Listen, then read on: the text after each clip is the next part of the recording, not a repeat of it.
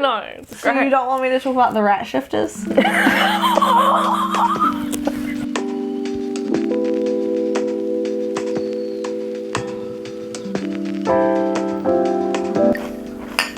Cheers. Welcome to our autumn wrap-up. We are going to be going over the books we've read in the last sort of 2 to 3 months. Yeah, we've got some drinks, we've got some snacks. Yeah, we're excited. I had some good reading. I'm very excited. Me too, I think. Alright, so I read about 40 books this past few months. 43, I think, but a few of them were craft books, so I won't chat about them here. So the first book I want to talk about is Ocean Light by Nalini Singh. So this is the 17th book in her Side Changeling series, but it's the second book in the second part. Oh, you can just see Emily just like wigging out. Okay, so That's crazy.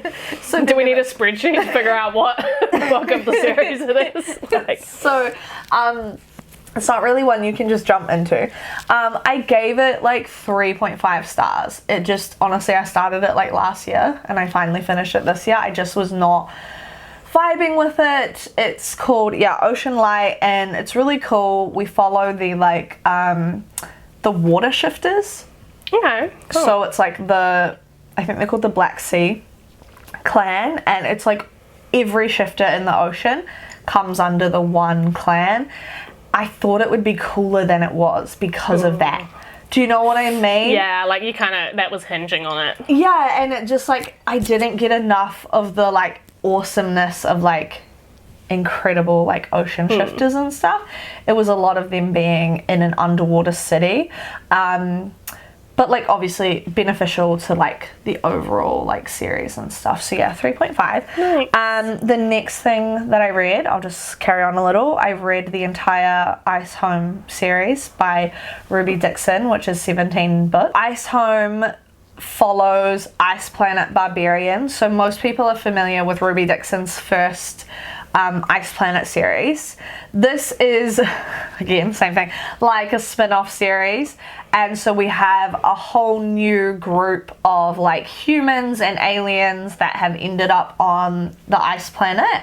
And instead of joining the existing village further inland, they decide to live on the beach. Kind of for the meanwhile / semi-permanent future, and so we follow each of the women in that. So it's lots of different aliens this time, not just like the blue aliens. I just feel like everyone's just like, what the fuck?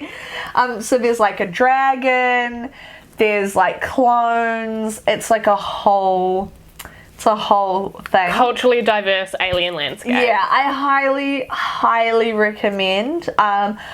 Lot of 4 stars. I feel like I'd say it's like a 4-star series overall.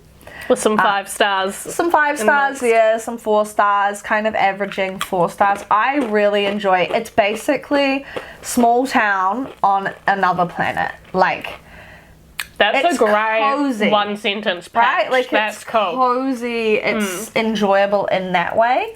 Yeah. I read 8 books. Woo! But that is like the most I've read in so long. Like, you know, like this year, I've already read more books than I did total last year. Like, as much as, like, tiny tangent, but as much as people, I think recently with BookTube and BookTok making a big resurgence, there is very rightly so, lots of criticism, blah, blah, blah, whatever. But we've got to remember at the core of it, it makes you read more. Everyone wants to read more. It's such a classic. Everyone's like, oh yeah, I just don't get enough time, or I just, you know, blah, blah, blah. And BookTok and BookTube really just make you want to do it. It's like, fuck, I'm missing out. Like, I want to read this book. I want to read this. And yeah, I've already seen it in, this is the proof that I'm reading more and I'm so happy for it. 8's massive for you. 8's the equivalent of my 40 for you. Yeah, I'm very, very happy with that. So, my first book, so good. Oh my God. This is a book. It is Tell Me Lies by J.P. Pomare. He Right, crime and thriller books. I thought about this book for days afterwards, in the sense that its aura stayed with me. I just still couldn't believe it. I was just so shocked by the twist. I was so invested, like, it was just so well written, perfectly crafted. It's one of those books where everything in there has a purpose. He doesn't waste any words. And even if it seems at the time like this is just added color or added random detail, it's not, and it's gonna come into play and has a very important part in the entirety of the book. That's really hard because so many books are like filled with filler. Yeah. Like, it becomes a 4-star and then a 3-star often because you're like, this was 100 pages too long. Yeah. And I will give authors the grace that writing is hard, and it's hard to filter out what is filler and what is foundation, because then you have the opposite when people are like jumping into shit and you're like, hang on, you're not connected to the characters, like building a relationship. Exactly, building a world, yeah. like, it's hard. It's a hard balance. So yeah, no, this is a very clean-cut thriller. The actual topic of the book, classic thriller, kind of tells you the end at the start, and you know that Margot, our main character, she's a psychologist. She sees her client at a train station and she pushes him onto the tracks. Ooh. And then we go backwards from there to be like, how did we get there? She has a family, she has a few different clients, and a few things just sort of start happening to her and she doesn't know why. Like, someone's out to get her, and it evolves from there. Wow. It's very, very exciting. My next book is Call Me Evie by J.P. Pomare. It was one of our book club picks. It is about a girl who wakes up. She doesn't know what's happened to her. So she's kidnapped, but she doesn't know by who, this creepy ass dude she's with. We go back in time, like, so it's in the now and then the then. It's very intense. It's a very uncomfortable read. Like, there were lots of moments where I was like, felt icky, right? I'm like, who is this creepy dude? There's so many things that we like, could be one person, could be another person. It deals with a lot of like teen relationships. She's a teenager, so it's like her friendships, these dramas, and it's quite interesting reflecting on your own teenage life and being like, oh man, I've been in so many situations like that like could have gone differently. Could have gone like a step further, like, you know. So it was quite like it was quite an uneasy read. I think I gave it 4 stars, maybe 5 stars. It was my first like proper thriller. I would not read it again, but it was good. Like, you know, I recommend it, especially if you're a thriller reader. Yeah, I guess he's quite good. Like what you're saying, a lot of it was necessary. You know, it was interesting as well being set in New Zealand, because obviously lots of books are not. Like, lots of books that are set in New Zealand, it's like a big deal that they're in New Zealand. This is just like, oh, I'm a thriller. Yeah. And it was actually set in New Zealand. It was set both in Melbourne. The Melbourne was the beforehand, and the New Zealand town was the after. Makatu. Yeah. Yeah. Or like now I'm like, can't wait to go to like Makatu and be like freaked out there. I know. So the next lot of books I read, I'll just talk about them all in one go, is Fireblood Dragon. So this is another series by Ruby Dixon. I don't have a problem, I swear. So I read the first 3, I mean technically the first 4, but I skimmed the 4th one to the point where I'm not counting it as a read. But I did read all of it. Very honest. Like, I didn't DNF it, but I skimmed so much of it because I just wanted to know like what was happening with the overall plot. I didn't care about this character. So Fireblood Dragon is really interesting. It's another spin-off from Ice Home, and so something happens in Ice Home, and then we get to see what it is that they reference in Ice Home in this entire series. So it's basically a dystopian where a portal opened and dragons have come to Earth. And like the whole place is just like the dragons are psychotic. They're just killing. No one can really like figure out what to do. And of course it's Ruby Dixon, so it's fated mates. Like that's like all her stories are fated mates. So, you know, if you don't like that, don't like pick up her book, because literally everyone is a fated mates. So in the first book, it's fire in his blood, and we follow this girl who gets in trouble with the like police in this like new dystopian world. They use her as a sacrifice to snare a dragon, because they think the dragon takes the woman, they'll stop attacking the city, and the story goes from there. And so I really loved it. It was freaking so much fun, like getting to be like, oh, okay, we're gonna go shopping, and they go to like the equivalent of like a warehouse or a Kmart, and they just go wild. Like I love that kind of stuff in the dystopian. Like there is some gore, there's some like killing aspects, but a lot of it is very much the romance, very cozy, very like trying to figure out how to survive, figuring out obviously your fated mate to a dragon, dealing with all of that. And they were all 4-star reads, like really enjoyable, kind of read them in like 1 or 2 days kind of vibe. Beauty. Yeah. My next read was one of our book club reads, which was Slaying the Vampire Conqueror by Carissa Broadbent. Yeah. So this one is about basically a girl who is in a like cult type thing, religious group, like a, you know, a group where they get rid of their eyes and instead have threads that they have like a ribbon around their eyes, and like the threads are how they feel and listen and touch, and like, you know, it's fantasy stuff, right? It's really cool. And her job is to basically, there's this vampire who has come with his armies to conquer all the lands of sort of where they live in, and so her job is to like infiltrate and like basically get a job being a seer for him, to then eventually like gain his trust so she can like assassinate him. Oh yeah. And yeah, really, really cool. Good time. 100% recommend to anyone, especially if you have experienced growing up religious, experienced choosing to join a religion in like a really after a really big life experience, that type of thing. Maybe you came to it later in life. So like part of it is that most of the people in this group came into it as children, and she was a lot older.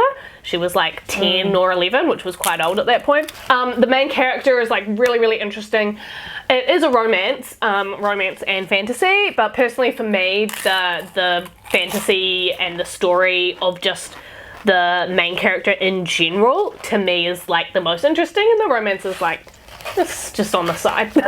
Yeah. Personally. Yeah. But yeah, loved it.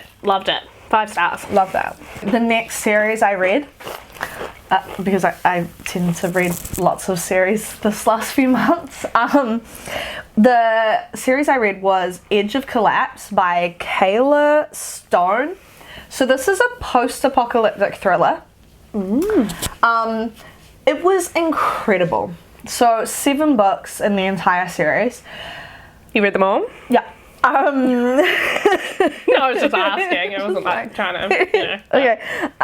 Good to know. So the first book is called Edge of Collapse, and then it continues like that. So Edge of Collapse is a EMP post-apocalyptic thriller. It's weird. The post-apocalyptic scene, they get like real specific, like nuclear bomb or like EMP. So this is an EMP. What is EMP? Oh, it's where they set off a nuclear bomb in the atmosphere, and it fries everything that's computerized. Which in our day and age means like cars, crazy. Generators, like all these things that people think are like usable beyond, like they're not. Like suddenly all your cars don't work. So we have our main character. Her name's Hannah. I fucking forgot her name. Her name's Hannah. All right, so we have Hannah, who has been held in captivity. She was kidnapped 5 years ago. She is held captive, and the power goes out. And it's her story. It starts with her journey of realizing this is not a sick joke by her captor. The power has in fact gone out, and she escapes. It's awesome because it brings in all these different POVs. So we have Hannah, we have her captor's POV, we have Liam. Liam and Hannah are kind of like the main like characters in this story, but you get the bad guy's POV as well. But then the second book, we get Hannah's like husband and child that she left behind, and it starts with them.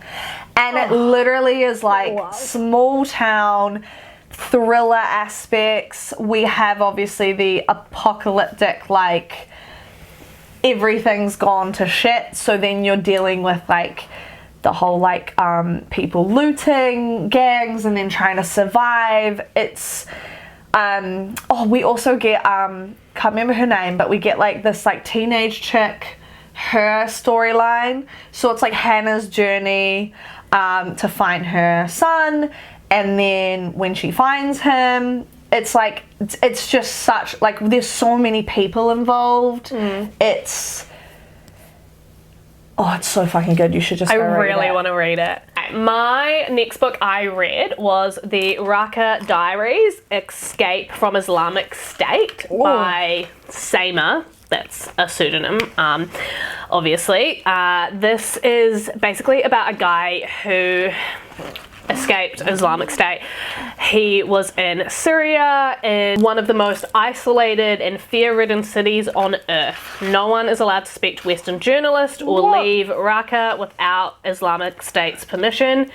Those caught breaking the rules face death by beheading. This is about how he escaped Raqqa, and he a collaboration between him and also some BBC journalists.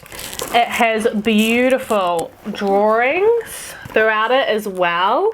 It is told like a story, like it reads, like a narrative from like beginning to end of him. It starts from before Raqqa was taken over by Islamic State until, and shows all the different changes that started happening, all these different rules that started being implemented, the horrors he had to see and endure, and how it was to escape. And it was very harrowing, as you would expect, but a really, really good book, and I would highly recommend reading the physical copy if you can. So it's like real, but written in like a fiction form. Yes, yeah. So the next series I read, I'm in a bad place mentally, and that means I read a lot of books. This was another Kyla Stone, Lost Light. I will say Edge of Collapse is her best series by far. She has like a method to her madness, and they're kind of just different post-apocalyptic worlds. It's where there's like a solar flare, which was creepy because like at the time of reading it, there was like a solar flare. Creepy. And it's basically where the solar flare is extremely powerful, and nobody is listening to the little nerdy scientist on the news who's like, classic. They're like, the journalists are like, and so it's gonna be a big one, and he's like, it's going to be like 10 times bigger than like the last one, like millions of years ago, that like fried the, you know what I mean? Like he's just like, he can't explain the gravity of it. So that's the catalyst for the breakdown, and it's the same thing. We're following different characters. In this case, it's like an old friend group. So we have a friend who gets released from prison. We have a his childhood best friend, who's now like a deputy sheriff in the small town.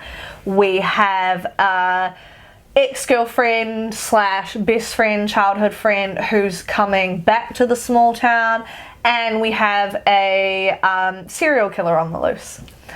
So she just brings in like, and it's like so legit. You have all these horrible things happening, and then a bad thing happens. Yeah, things don't happen in silos. So you get thriller, you get small town, found family, you get romance subplots. Like, it's definitely not a romance, but you get romance subplots. You get action, you get adventure, you get survival, you get like a whole host of tropes. She always has like an ex-military man who's like the hero. Like, not a huge fan. It's giving military. It's giving America's Great vibes. Oh, it's low key. Patriot vibes. Yeah, it's low key. Like, it's low key. Because I've read like multiple of her series now. I'm seeing it every time. So I didn't notice it so much in the first one, Edge of Collapse, because I loved Liam, who's the ex-military. Loved Liam. Literally, he's awesome. And it was like, oh, this is his character. He's ex-military. When I saw it again, I was like, oh, it's a thing. Right? Like, okay. It's a thing. Gotta love them troops. Right? Yeah, so the next 2 books I read were Ice Planet Clones by Ruby Dixon. Again, Ruby Dixon. This is a lot of Ruby Dixon. Like, a lot of Ruby Dixon. So this is, again, another spin-off from Ice Home, where we have a whole new pod of humans have been dropped on the planet. But they're not humans, they're clones. They've been cloned of humans. And they have select memories. So they don't... you gotta read it to understand it. Yeah, Emily's like, I'm dying, I hate sci-fi. No, I find that fascinating. No, that's interesting. So, like, one of the girls in the second book, she goes through an identity crisis. No, the first book. The chick in the first book. She's going through an identity crisis, and that's kind of your introduction to... I don't think a clone will help. No, she is a clone. Like, oh, she's a clone. She's the clone. Oh. Yeah, so she's going through an identity crisis of, like... What does this mean? Oh. Who am I? Wow, okay, It's a really good intro to the series, because then in the second book we feature a character who doesn't have so much of an identity crisis. Again, all fated mates. So hang on. No. Okay. I thought Fated Mates is Furies, is related to fantasy stuff. Wow, you just want to start a whole nother video in the middle of a wrap-up? Is that not it? Is Fated Mates just in any type of scenario? Fated Mates can be any way that an author chooses to portray fated mates. So in Ice Planet Barbarians, in order to survive on this planet, which is an ice planet, think like Antarctica, you have to have a parasite put into you. It can come from any living being. You kill the being, take the parasite out, parasite goes in. Oh, it keeps you alive. Nah, I'd rather die. I'd rather die. This is the reaction of a lot of girls. They all have glowing blue eyes. That's the parasite. But you require it to live there. Like, you will literally die. The parasite is what every living creature on this planet has a parasite. It's what makes you able to withstand the cold. So you have a parasite, someone else has a parasite, and your parasites literally sing to each other. That's cool. Right? As cool as having a parasite can be. So that's an example of a sci-fi version of Fated Mates. Yeah. My next book I read is called The Coworker by Freida McFadden. So since I've been now in the BookTok universe, I saw her name come up, and she's also like, I don't know if it's all her books, but a lot of her books are on Kindle Unlimited, so very easy to get. Yeah. So yeah, this was my first of her books. It is about a co-worker. There's two co-workers, and basically one of them comes to work and they're like, oh my god, where's Dawn? because Dawn's like very predictable. She is at her desk at 8 a.m. every day, like, you know, like clockwork, and she's not there. And she's like, wow, what's happening? And it's sort of, you can imagine where it goes to from there, right? Dawn's missing. This coworker goes to look for her, and it's kind of revealed that they weren't actually that close. They didn't have a great relationship.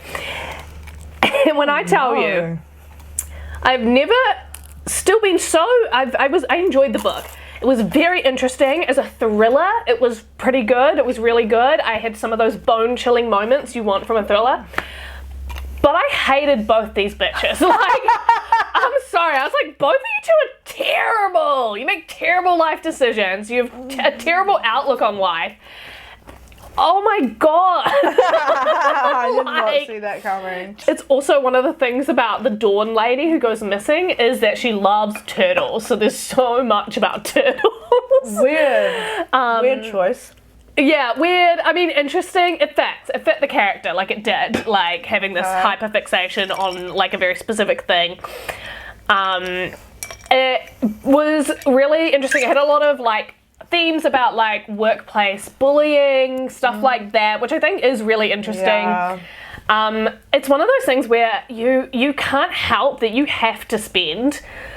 In capitalism, you have to spend a huge part of your day at work with people you haven't chosen to sort of work with, you know, necessarily. And yeah, some of it's a bit gut-wrenching, the situations. But yeah, really, really good. Definitely kept me interested. I can see why she obviously is very popular. It was very easy to read, very quick to read. I wouldn't say it was quick to read in the same way that Tell Me Lies was, which was like, whoa, amazing. But it was just good. Like, it was just like... We need a word for them. Like, they're like snack books, but I don't mean that in a bad way. No, it's just like, it hits all the points, and it's good. It's like good. A good takeaway. I don't know. Yeah. It's like, yeah. So, no, it was good. It was a great first introduction to Freida, I think. Alright, so the next book that I read was Fates and Furies by Helen Scheuerer. Man, so many people's names I don't know how to pronounce. I think it's probably not right, but it's a good try. Scheuerer? So this is really cool. So she's a New Zealand author. It's the third book in the Blood and Steel series. I will fix that on the screen if that's wrong, I'm pretty sure. So obviously you can't really say much about the book because it's the third one in, and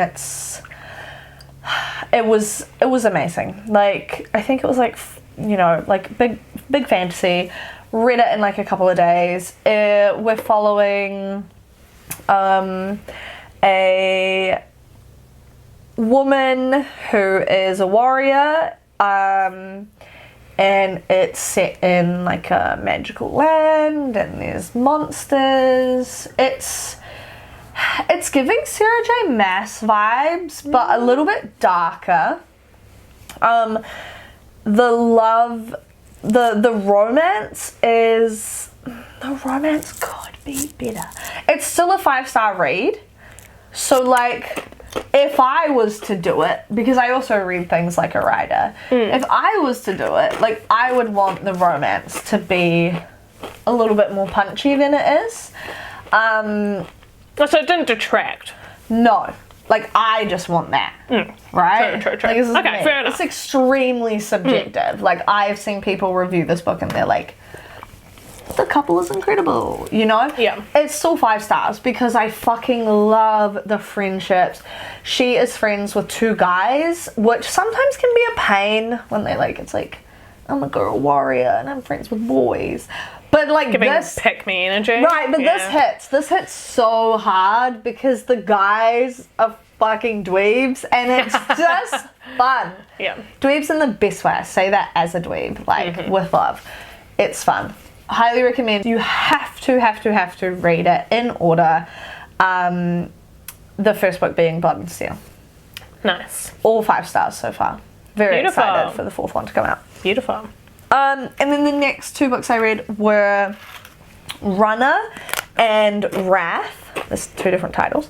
By Evie Mitchell. So Evie Mitchell writes a lot of like romance with disability rep and stuff. This is her kind of outcast series. It's a motorcycle dystopian romance. We're following a group of women who, it's set in Australia as well, so that's fun. Evie Mitchell is from so-called Australia. I'm not sure exactly where she resides. And we follow a bunch of girls who have ended up at a university for the apocalypse, which is very much like a virus. I'm not sure when she wrote this, so I'm wondering if it was like COVID trauma release. I'm not sure, or whether it was done prior. This is like not really that big of a deal. Like again, it's like, this is just how this apocalypse came to be. It kind of doesn't matter. Yeah. Like, it sort of affects it, but kind of everyone's an asshole in the apocalypse. Like, so not all of the not all of the women went to the university. These are like extremely smart women who were like, the world is going to shit. And they made a fucking plan, and nobody was like believing it, and so they literally brought in other women with certain skills. Oof, so they all have, there's like 11 of them, and they all have very specific skills. They come to a crossroads where they need to ask someone for help, and one of the girls, her father is the head of the motorcycle gang, and that is how we introduce them. They're very short books, like I think less than 200 pages. Shit, that's short. Yeah, Evie Mitchell writes a lot of short romance, like even shorter, like 40 pages, 80 pages, which I'm like super into. Short romance is like a whole thing in itself. And it does have a category. It's really fun because I've never seen the dystopian with the motorcycle, which is interesting because obviously they need fuel for their motorcycles, and she addresses that in the first book because the girl is a biochemist. Oh yeah. Is this gonna be my life with you? You just laughing at my book? No, sorry, because I don't mean to laugh because They it wait sounds them really so good. well. It sounds really good. Again, no, it's fine. Again, it's just funny because I don't want as if Evie Mitchell's gonna watch this, but I do worry. Evie, I love you. Emily means well. And I mean well. It's just funny that, again, because I'm just thinking about that categorizing of motorcycle romance. I'm like, what are the tropes? Like, needing to find fuel. Classic motorcycle romance trope. Okay, no. I know that's not, but that's what my mind went to. Yeah, no. That's what I'm saying, the interplay between the motorcycle and the dystopian. This is also an interesting one because it's not, they're not like super bad guys. Like, they're not very morally grey. Like, and yeah, it's a good time. She's only written 4 books in the series, and I'm like, come on, girl, get to going. There's 11 girls in this group. I want to see every girl's book. No pressure. True. Yeah. Love. Next one I read is one I've been meaning to read for ages. And I want to show the cover, and I happen to have it right here, so I'm going to grab it. It's I'm Glad My Mum Died by Jennette McCurdy, and she's holding a pink urn, and she's making a like face. This was really popular. It's like a bestseller. I didn't know you owned it. Yeah, no, Mum and I bought it in Australia. Oh, I'm so excited. Yeah, highly recommend.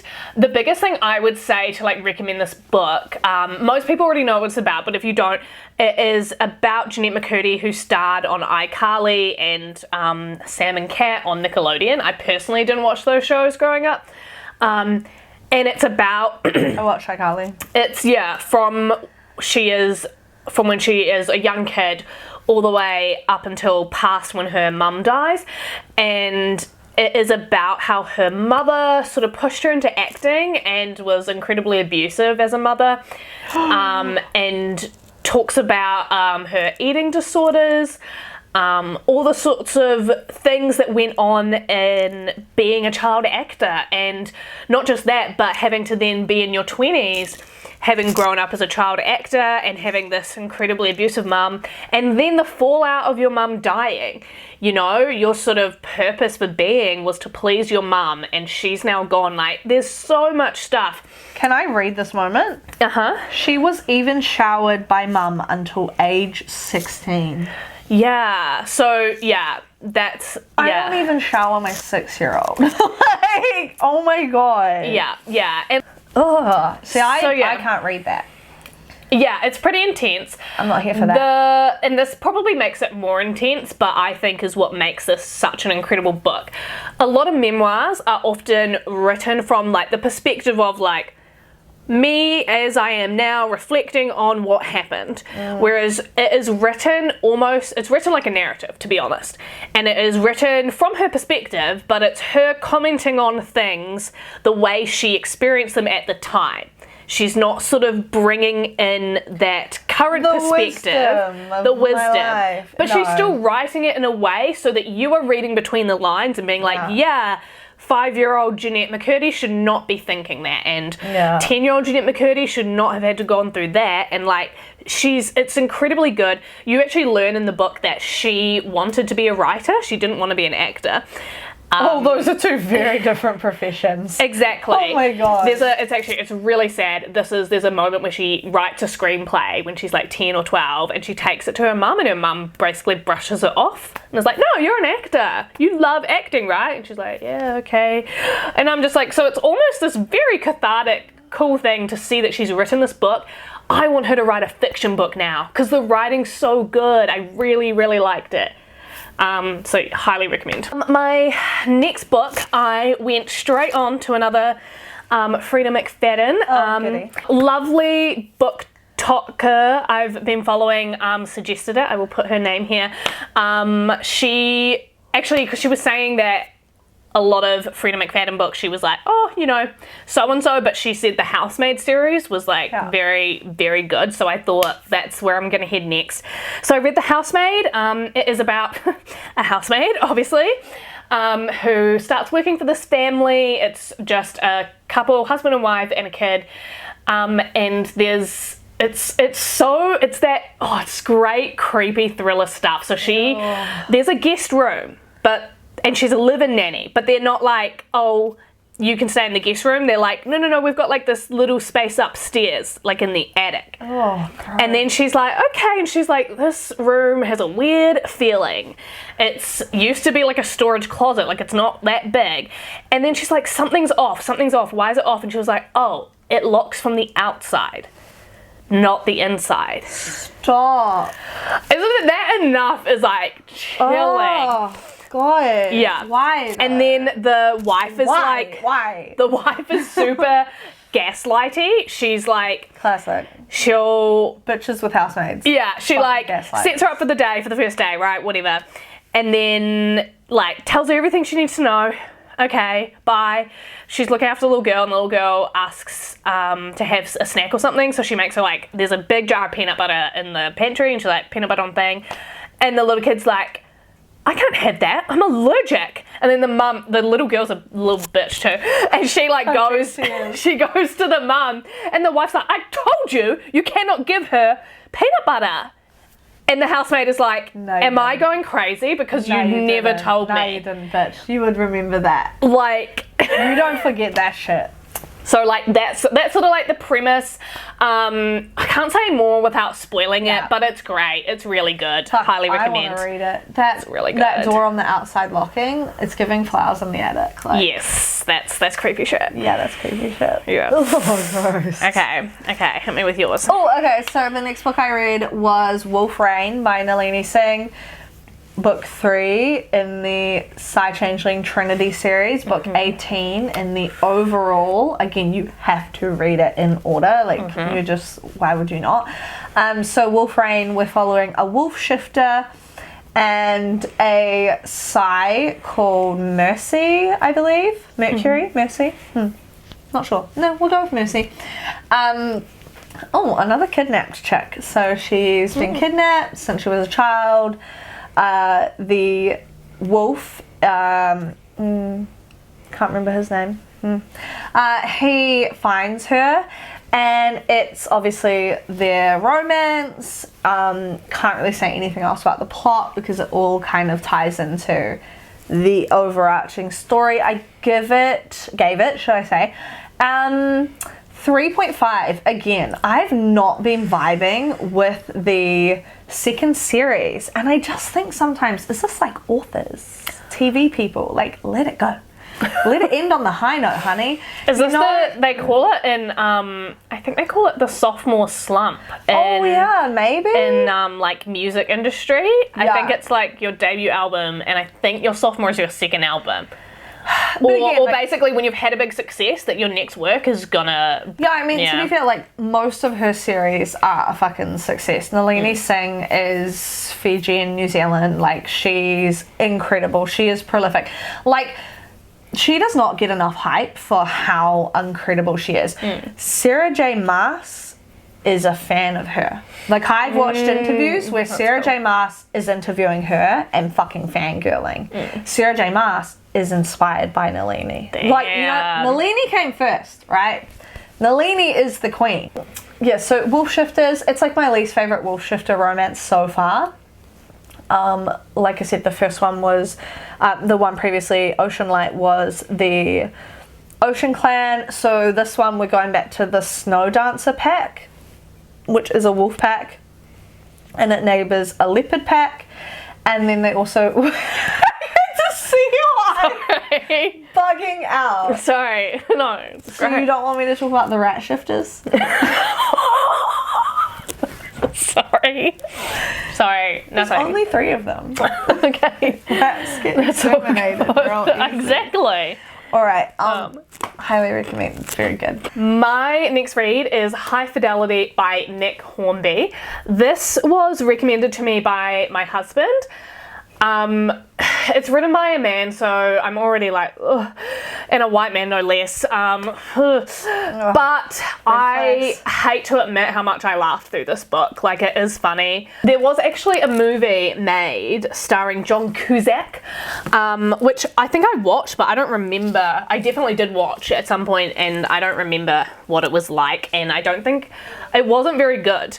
And so I came into this book really not expecting much. It was way more interesting than I expected. The basic premise is it's about the main character. It's written in first person, and it's about him, and he's just been dumped by his girlfriend, and him going through that breakup and what that thing is like. He owns a record store, like a vinyl record store. He lives in London, and it's like, he starts out, like, the start is him being like, Lara, I don't even care that you dumped me. I've had way worse heartache, and he lists his top 5 other heartaches, like his other breakups, but it's like kind of funny. It's a bit tongue-in-cheek because he talks about like the girl he kissed once on the playground when he was like 13, and how like 2 days later she kissed someone else, and how that was way worse than any pain you could ever cause me, Laura. I think Laura real hurt him. It's like he's just so dry, that very great British dry sarcastic wit, so it is pretty funny. There's definitely a bit of like, again, that self-deprecation, that sort of awareness that he is a kind of a shitty...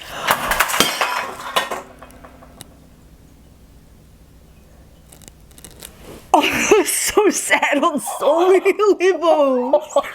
There's like this awareness that he's kind of a shitty dude. It's like a very introspective book, right? About like how he's feeling about this breakup and like his relationships and all that sort of thing. Yeah.